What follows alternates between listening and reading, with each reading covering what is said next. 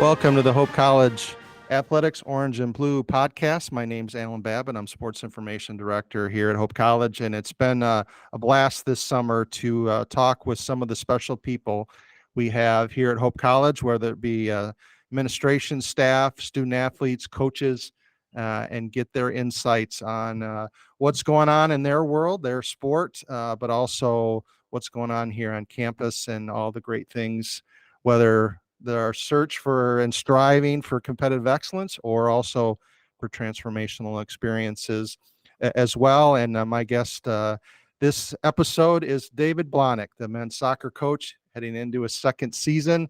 Very exciting and competitive season, David. We'll talk a little bit more about that and what's coming up. But welcome to the Orange and Blue podcast, David. Thanks, Alan. Happy to be here and appreciate you as always. Hey, it's even though you haven't been preparing, you're preparing for games, but summertime is a time for camps, and a very popular item on the Hope College campus and Van Andel Soccer Stadium is camp season. I know you and women's coach Lee Sears work hard and create just an outstanding different stretch of camps. Just tell us about camp season. What's it been like this summer? Yeah, it's been we're not completely done, but we finished up with our big ones last week. Honestly, last week was our biggest one, our residential camp, and that's rising seventh graders. So those boys entering seventh grade all the way into entering 12th grade, and they're on campus and they're staying in the dorms, and it's such a fun time. It's a really fun time. We had just over 340 kids last week, so. It's a lot of fun, but it's also a lot of making sure we have everybody, walking from the dorms, crossing the street, things of that nature. So we try to make that camp. We call that our residential camp. We try to make that just a really fun camp. The idea is, yes, we want to make you a better soccer player. And we have the specific soccer things with that and laid out throughout the day, but we really just want parents to drop their kids off on Sunday. They pick them up Thursday, and that they just had an awesome time, not only on the field, but in the dorms, and, whether they go swimming in the pool or just playing outside if the weather's nice in between practice. And, I feel like this year went really, really well, and we've had some really, really good feedback. So that was fun, but also, my staff that helps with it, Coach Connor Fowler is my director of that camp with me.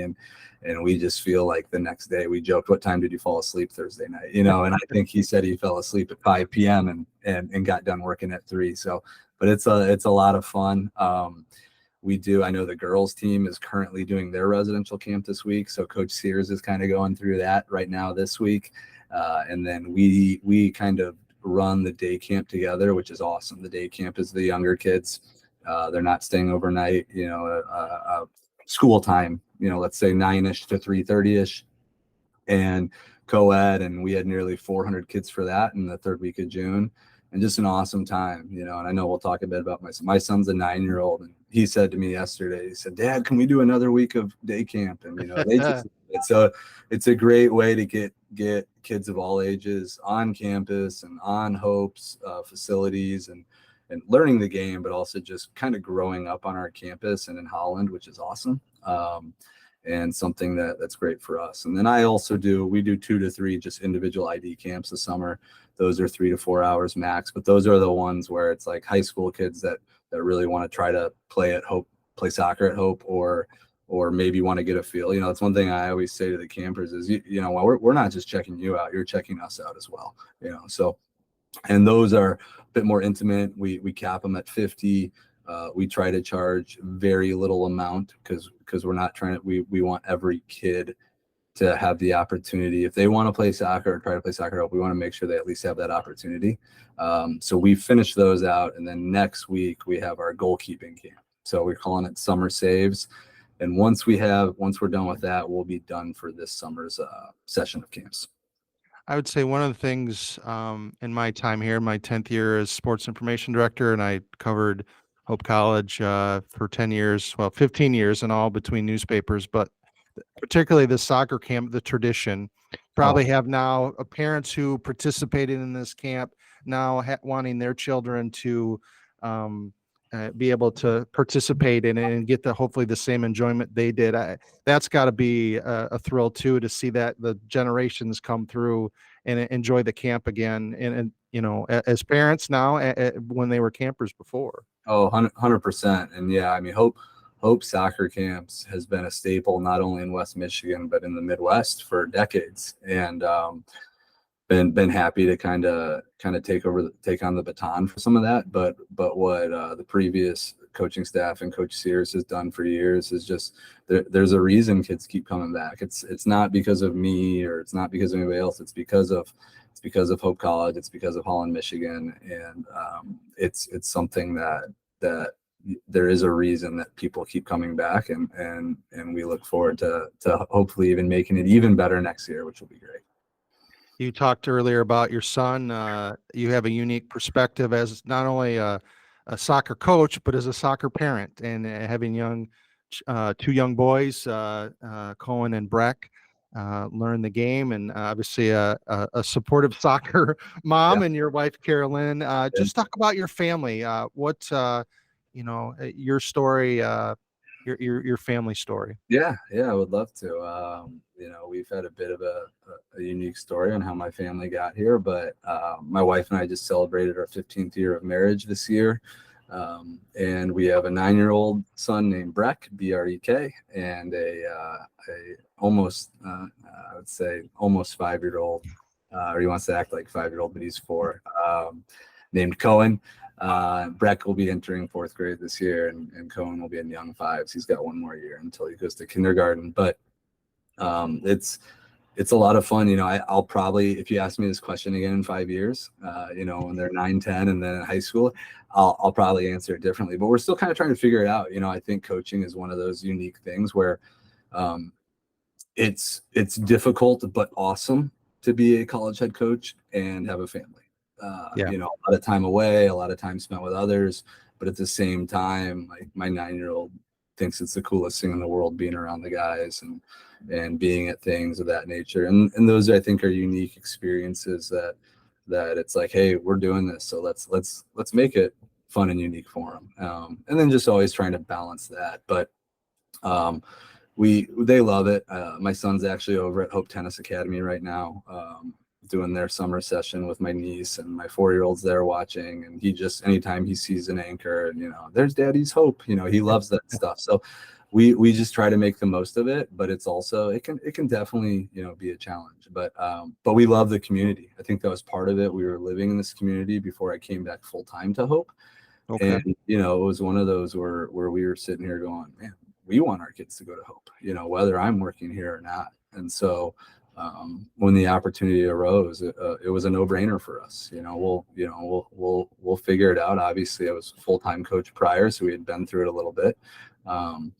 But it's it's something that you try to figure out. I don't think any head coach who's married has the perfect way of doing it, but we try to make the most of it for us.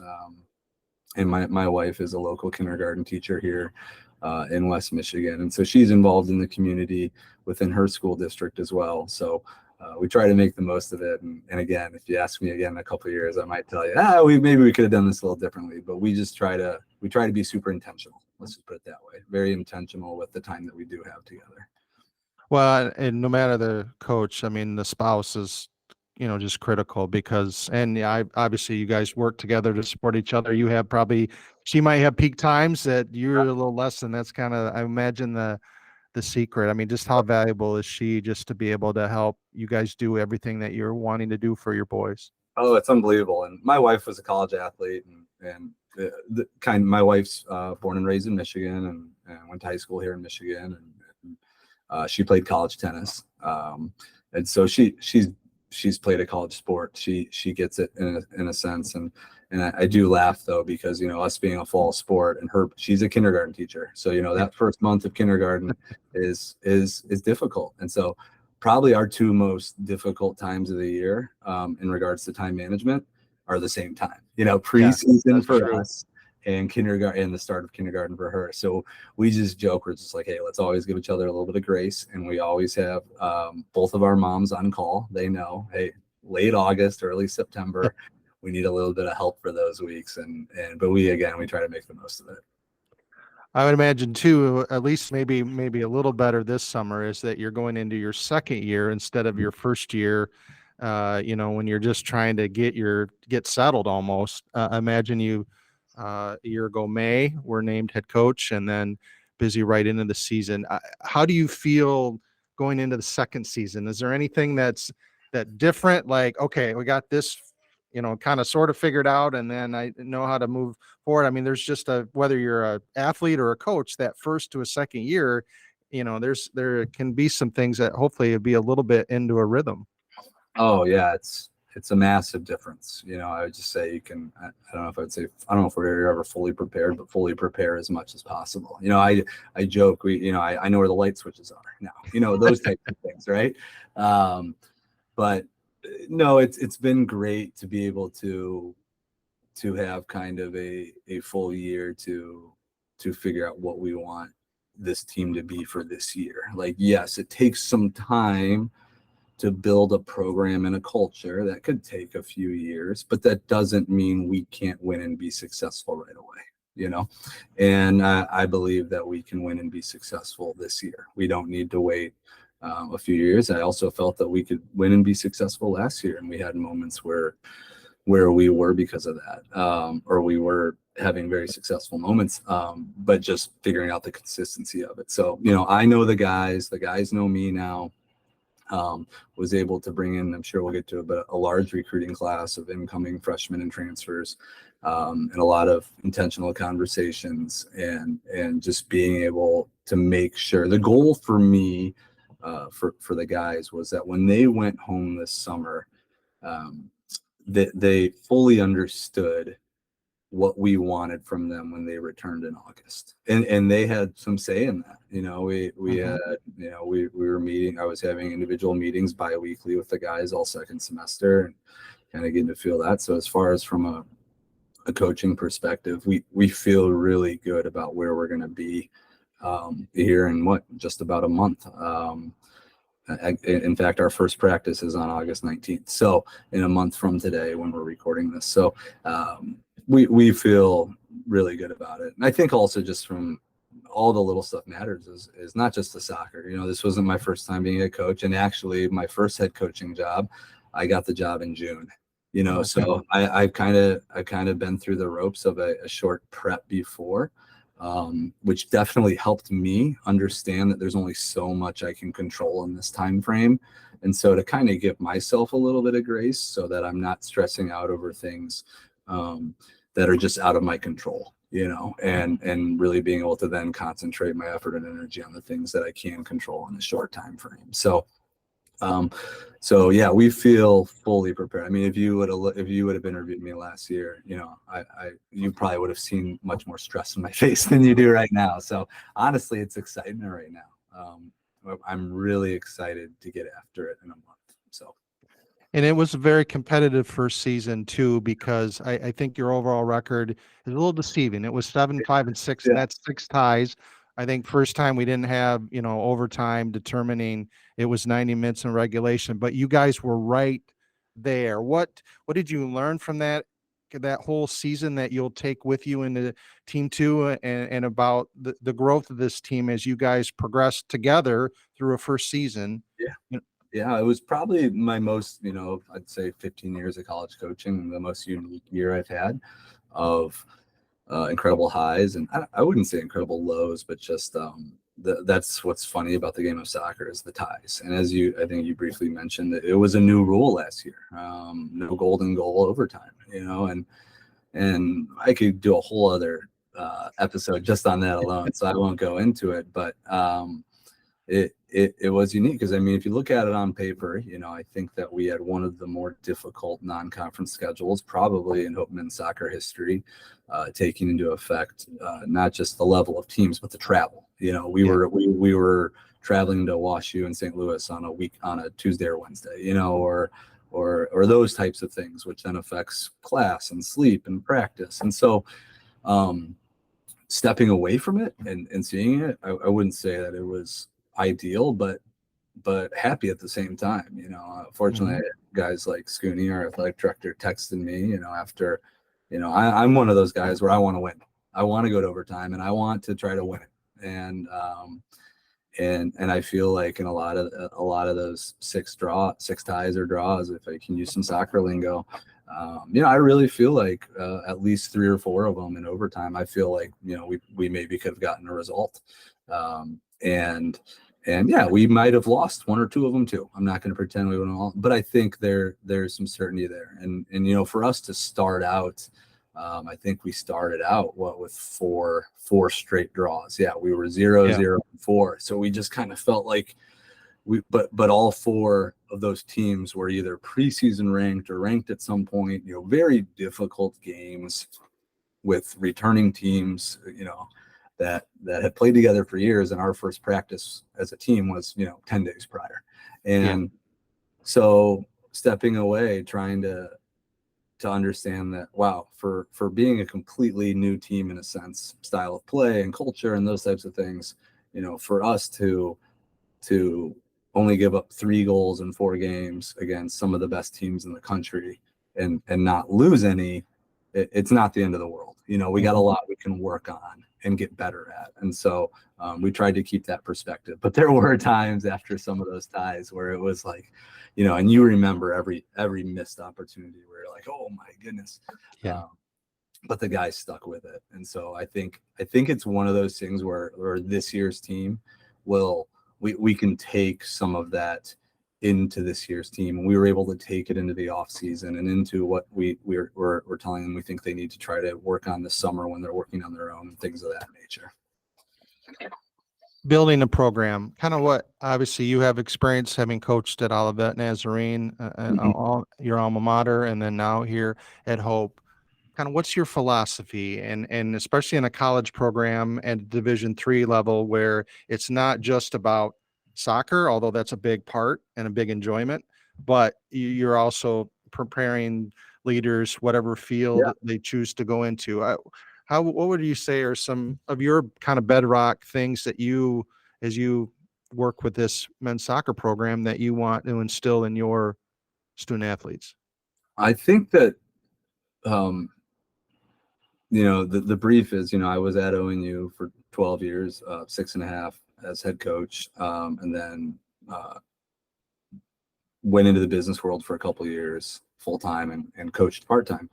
And I think coming back into full time coaching has I think it's made me a better coach, because I've gotten a different perspective on things, and I felt this way even at ONU.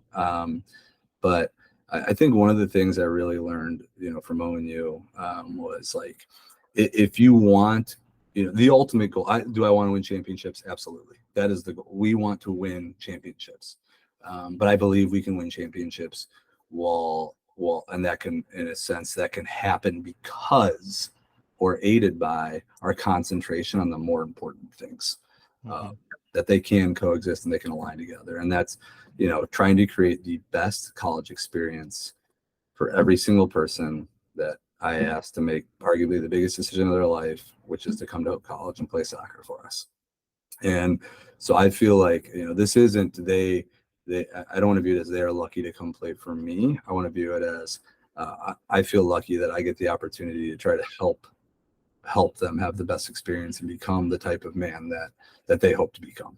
So, what I kind of view and say is, like, if you want to be different or you want to have a special program, then you need to be really good, though, at your craft. And what I mean by that is, if we want it, I tell every single one of our players, whether they're extremely religious or not, if you want to play soccer here, you should have a greater purpose.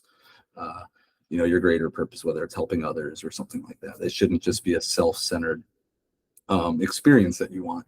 And so if we want a team to notice us, a team that we play, or maybe a parent in Ohio who's never seen Hope College before, if we want them to notice just something a little different about us as maybe men or people or a team, then we also need to be really good at soccer for us to be noticed first, if that makes sense.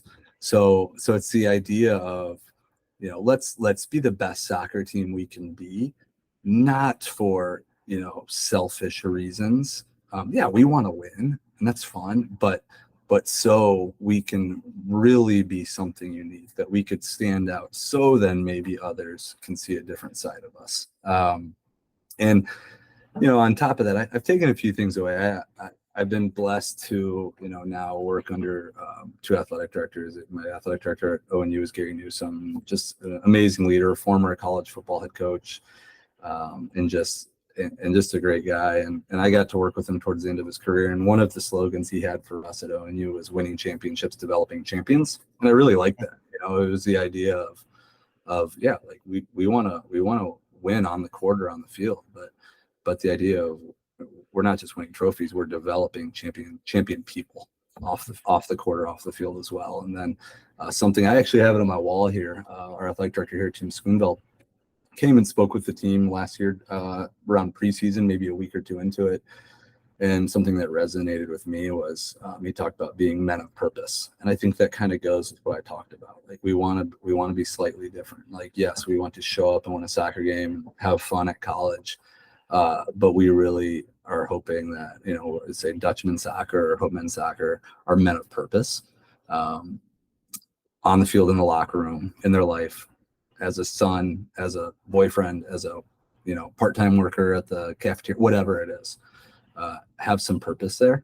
And, I think it's my job to kind of help aid that. And then I think last one I've talked a lot about with the guys just recently is, as Alan knows, and some people knows, we had Malcolm Gladwell here, and I listened to President Scogin's podcast with him, and he talked about the idea of running towards challenges, and that really resonated with me. I was laughing. I was actually running while I was listening, and I really liked that. And I like the idea of we want our program to be something where you're running towards the challenges on the field, off the field, in the locker room, and all those other areas of life that I talked about. So when somebody leaves here as a Hope grad, a Hope men's soccer grad, that they really are able to go and in a sense, conquer whatever they want to conquer in their life going forward. Obviously, soccer has been a significant part of your development. When did you first start kicking the ball around? And we'll kind of go through your journey as a soccer player before you became a coach. When did you first, when the game, you get the bug, get you? Yeah. I think I'm in a unique generation of soccer people. I was born in 1984, so I'm 39 right now. But so I kind of started from when I started playing. I started playing when I was 4 or 5, and rec, or what's popular around here is ASO, AYSO, and just started playing rec, and then kind of got into travel in the 90s. And I'm telling you, travel in the 90s, now there's 10 travel teams on every corner. Yeah. Travel in the 90s, it was like, here's the one team within a 2-hour drive, and kind of grew up around Chicagoland. So I played for a club called NWI United, which was Northwest Indiana United, and it was really the only option, and had a great time playing for them. But again, now, I'm help a little bit with the club world here in West Michigan. There's at least a dozen clubs just here in West Michigan alone. But really grew up at a time where soccer was new to being somewhat popular for youth sports in a sense. Not a lot of experienced American coaches, and now it's become one of the most popular, right? So I've kind of been able to see it from myself as, let's say, a 9-year-old to now my son as a 9-year-old playing. Yeah. And I would say I was always pretty good at it. I like being active. I like running around, and I played competitive baseball as well. And honestly, I was probably a little bit better of a baseball player than I was a soccer player, but I loved soccer. I loved running around. I loved that I could be more involved with the actual outcome, whether that was good or bad. I'm kind of one of those where even as a young boy, if we lost, I wanted to be able to say, I could have done this better, Yeah. And I feel like sometimes, and I love baseball. I'm a baseball guy. I played baseball, but I feel like, sometimes if I wasn't the pitcher, or I wasn't, I only got one ball hit to me, I just felt like, it bothered me that I couldn't have a bit more control over trying to help, like I said, win or lose the game. So, that was kind of always a bug. And then it really just came down to, soccer honestly was a means for me to to go to college, and then I played at Olivet Nazarene, where I ended up coaching just outside of Chicago. And then I honestly wasn't even sure I wanted to coach right away. I don't think many 21-year-olds are like, I want to be a full-time coach. I think that's rare. It might be happening more now, but it ended up being I wanted to get my master's, and being a grad assistant and getting my MBA was I had to help coach, and then I just got the bug and realized that I did not have the best college playing experience, not just soccer, but the experience, that time of life where just trying to figure things out and wasn't entirely sure what I wanted to do. And then I realized that I think because of that experience, I feel like I have a little bit of a purpose that maybe I can help guide some others or help them have the best experience possible. And soccer has been a great means for that. Do you have, maybe going back to your high school or AYSO days, do you have a favorite memory of like a favorite goal or a favorite moment that is there a story you roll out to Breck or Cohen to say, hey, when your dad was your age, this is what I could do, and just the humble dad brag that we have to do just to keep the kids in check just a little bit, that they don't know everything. Well, yeah, there's a little bit there. I mean, I will say probably the best goal I ever scored was in a high school JV game. It was like 4 p.m. and I think our moms were the only ones there probably, and this diving header, and I look around and I'm just like, oh, like my mom and I are the only ones who I think care about that. So that one wasn't as cool, but I did have the opportunity to be a part of a pretty cool European summer team, and got to go to Sweden and Denmark and play what was called the Gothia Cup, and against I think there were 60 to 70 teams just in our age group from all over the world, and we were able to make it to the quarterfinals in that, as I think I was 17 at the time, a team called the Chicago Eagles, and we were I think they said the furthest an American team has ever gone, and that was a really cool experience. I have some videos from that. I will say, like my high school highlight tape is on a VHS. So I think if I tried to show that to my son, I'd have to find an old VCR somewhere. I don't know where that is, but I still try to knock it around a little bit with them, quite a bit actually. And I think as long as I don't try to run, I might still be able to impress them a little bit. But the moment I gotta get some cardio in, I might lose all respect that my boys have for me. And any sport can be, it doesn't always be, as we know with sport, as far as being a transformative opportunity. How do you think soccer can be when it's done right for a young man or a young woman that plays the game to really make an impact on their life? Where do you see the soccer in particular can do that? Yeah, absolutely. I think kind of from a holistic perspective, I think soccer is good in the sense of, like I said, you're very involved.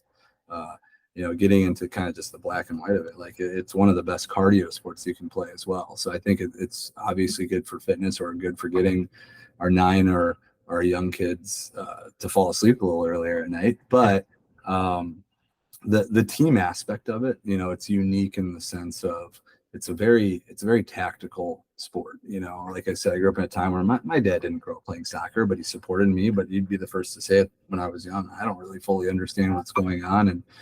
And as you kind of grow through it here, and Premier League's becoming more popular, you can realize that it's very tactical. There's a lot going on there. So from a perspective of transformation for life is our guys know that they need to come for soccer. You need to come in shape.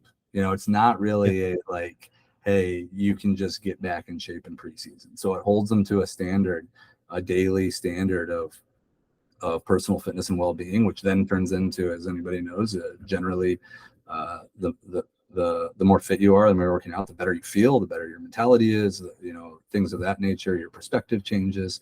And then I think one thing about being in a team sport is that you're forced to win and lose together. And I think one of the things that I really try to keep my perspective on is being a leader is easy when it's easy.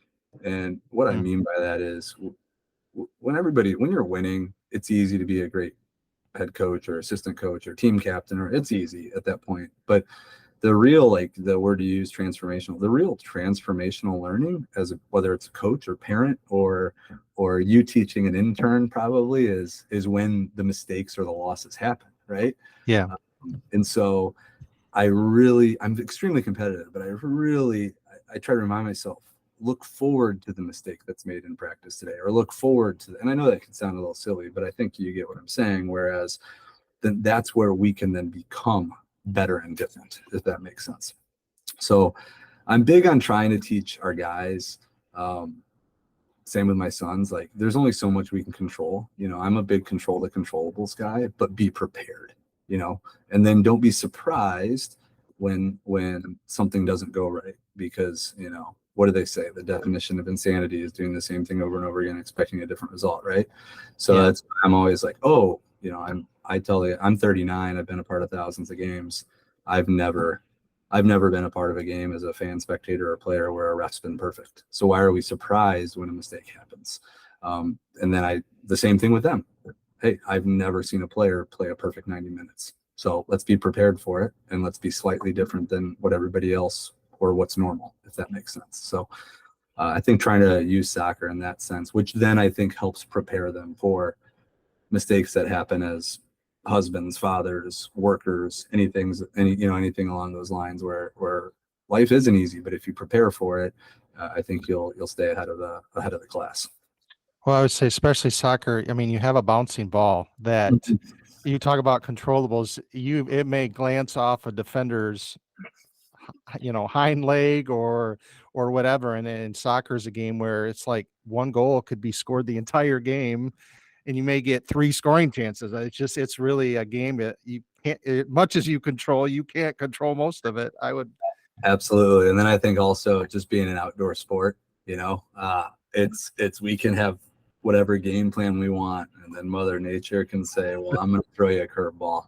Here's wind in your face and rain and all of those things. And again, like I kind of like that, keeps you on your toes. But I do joke sometimes with our indoor sports coaches that hey, you don't have to worry about making up contingency plans that you'll never actually use for weather. So just Obviously, and talking to you, and as well as really some of the great coaches we have here, it's not a one person deal in order to be able to connect with your players, whether alone as far as soccer plans, but then beyond that as well. I know you have a great, coaching staff that's assisting you again this year. Just talk about them and what they mean to this program. Oh, they're invaluable. Couldn't do it without them. And I think I was fortunate to where when I was a young assistant coach, I was a grad assistant and assistant under a gentleman named Justin Crew, who now is a women's head coach at Goshen College. But he really put his time and effort into me in making sure I had what I needed. And so I've always tried to do the same with whoever my staff is. So currently here at Hope, I have Connor Fowler. Connor Fowler is a Hope men's soccer alum, and he's a local teacher for Holland Public Schools. And I mean, Connor just bleeds, Hope blue and orange. And I mean, what more can you ask for? Again, he's another guy who he grew up coming to camps, then has worked camps, played at, and he was invaluable for me in a lot of ways. He's a great soccer player and a great soccer mind, but he's just an amazing man who also, but just kind of knows his way around Holland and Hope College as well, which, has helped me at times, not being a Hope alum. But he does a lot for us with our camps, and he's just, phenomenal. Corey Miller's kind of been my go-to guy for 12, 13, 14 years. Corey played at Olivet Nazarene.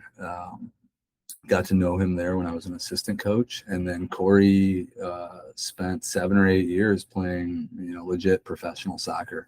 He was a phenomenal player. And finished playing a few years ago for Indy 11, just down in Indianapolis. And when Corey was first a pro, the seasons were a bit different in the league that he played in, and so his season would end around fall season. And he actually came back to ONU and would kind of help me out. And I didn't have money to pay him, but I would pay him with, Nike soccer gear and Subway lunches. And unfortunately, then once Corey stopped playing professionally, was able to hire him and work with him at the business job that I worked at. And he also married a Michigan girl. So he actually lives, even before helping me out at Hope, they moved to West Ottawa, just north of here. And he's just invaluable to me, as he's a been there, done that guy. So the guys respect him. He was a high level, he was an academic All-American soccer player. So he was a great student. He's a great player. He played pro. And I think what's the coolest thing about Corey is Corey never talks about playing pro or wears pro stuff. I'm the one who does, I probably there, but so he's a been there, done that type of guy with our guys. When Corey speaks or gives a pointer on the soccer field, they listen. But I think what's most important is Corey is just an amazing man. He's an amazing husband. He's an amazing father. And so it's important for, guys like him and Connor, for our guys to see that, not just that they know what a soccer ball is, but that these are guys that you can talk to, you can call in the middle of the night if there's an issue, those types of guys. Zach Reardon, student assistant, helped out last year, is just tremendous. Smart guy. He's currently has one more year of school here, but I mentioned earlier about not, a lot of young guys don't know if they want to be a coach. Zach has wanted to be a head coach. Even I think he knew as an 18, 19-year-old, and has already started the coaching licensing process, and is probably further along on that than most coaches are at 25 years old. So he's invaluable when it comes to scout and things of that nature. And then, I am excited to kind of announce that Chris Taborn will be joining our staff. Chris Taborn will be coming over from Davenport as our goalkeeper coach.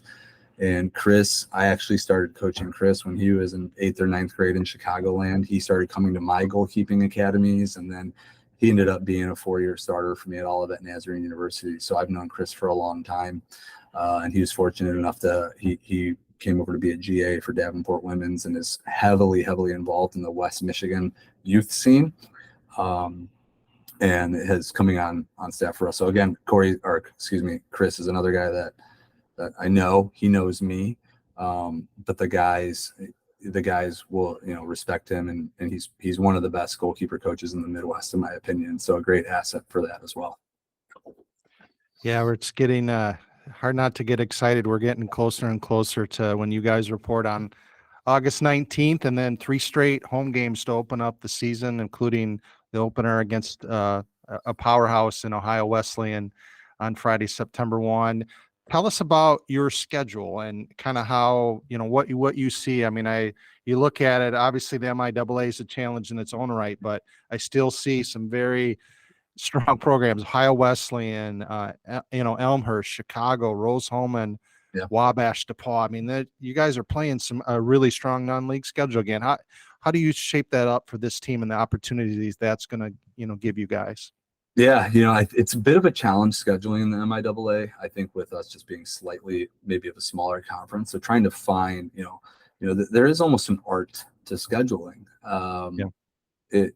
With what you can control, right? And so for us, it's trying to find those matches that will, prepare us for league play, but then also prepare us for hopefully strong postseason play. Without doing too much. I think you've seen it. I would say I've been around the block just long enough to see some mistakes that I made in scheduling in the past, seen some mistakes that maybe some younger coaches make of too easy of a schedule. So then they go almost the extreme the other way, and that stuff plays a role in the culture of the team and the recruiting classes and things of that nature. And so I feel really good about our schedule. We have a lot of great challenges. Last year, one thing we learned was that these players, they were gone too much. They missed too much class. They got back late too many times, which then, like I said, then affected them in class the next day, which then affected them in practice, which then maybe affected our game, right? So I'm trying to be intentional to make sure that first and foremost, the guys are Hope students. They're in class. They're able to do that. They're able to get, hopefully, 8 hours of sleep. Things of that nature. But so much as college kids do. And Ohio Wesleyan, I think was one of the toughest teams we played last year and has been for a long time. So to open up with them is a tremendous challenge. It's always a battle. We tied them on their home field last year, which was one of those on paper good ties. But that's going to be a battle, and we have tremendous respect for them, and they have tremendous respect for us. They're just a tough physical team, regardless of what their record is at the end of the year. They could be undefeated or not. They will be a game where you look back and go, all right, this is a national tournament type game, whether it's September 1st or October 1st or November 1st. So then St. Norbert, fairly certain they were a tournament team 2 years ago. So they're coming off of that. Local one with Cornerstone. Anytime you're playing a local team, it always means a bit more. You just kind of throw records out the window and go, hey, we're all recruiting the same guys. There will be people at our game who one of their kids goes to Hope, the other goes to Cornerstone. You get it. And so it just becomes kind of a fun game. And then trying to go to Chicago at least once or twice a year. So Elmhurst is a good one. And I've known Coach DiTomaso from my time in Chicago, and they're just a tough team, on the road, which will be good. Then we are playing Olivet as a non-league game as well, just to make sure we can get an extra game in, which league games they're league games. They're tough no matter what, even though this will technically not count towards the conference standings. And then the big one, the reigning national champs, Chicago, is coming to us on a Friday night. And, I love that we're doing that one on a Friday night. The hope would be that we can kind of pack the stadium. We're not competing against maybe a home Hope football game or anything like that on a Saturday. And that can just be a fun game of what, would hopefully be, arguably one of the best games in NCAA Division III throughout the country that week. And then we got a quick turnaround with Rose-Hulman the next day, Rose-Hulman is always competing to be a top 25 national tournament team. Tough team to beat. Very well organized. And then we have Eureka College head coach Ryan Woodside, Hope men's soccer alum, is bringing his team over. So it's going to be fun to have Woody come back and bring his team up. And then at Wabash, at DePaul, very similar to Rose-Hulman, in my opinion. Very tough, top 25 caliber teams on the road, getting off the bus. Great challenges for us. So we feel really, really good about our schedule as it should prepare us to be successful in October and November, while at the same time making sure that our student athletes are having the best experience possible here at Hope, as well as students. And then lastly, obviously the schedule is one attraction for fans. They want to come out and see a high level soccer. What kind of soccer are you guys aiming to play? What would you say our fans can expect to see, this season? Yeah, I think that they are going to see the goal. The goal for me, which the guys have heard me say a million times, and I've been consistent with it, is consistency. I think that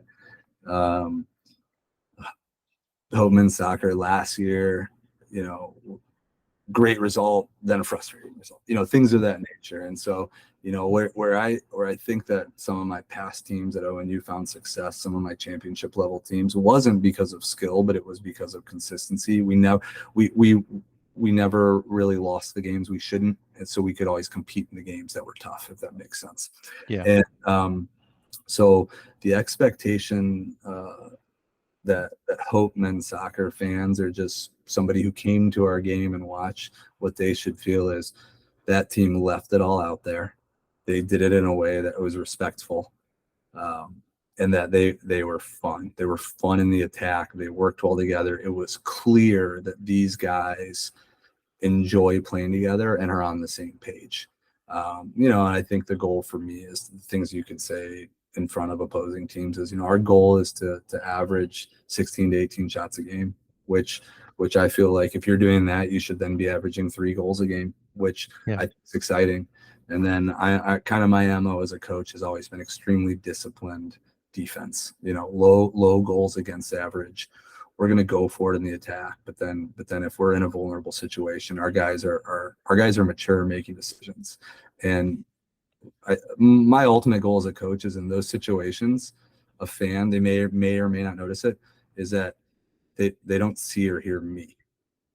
I'm not trying to control it from the sideline, that our guys are prepared and they're the ones doing it. And so that's kind of the ultimate goal. Is I do a lot of talking during the week, so that on game day I can sit and they're the ones doing it and putting out a good product. So disciplined, fun, attacking soccer, where the guys look like they're having a lot of fun together and really meshing and gelling together.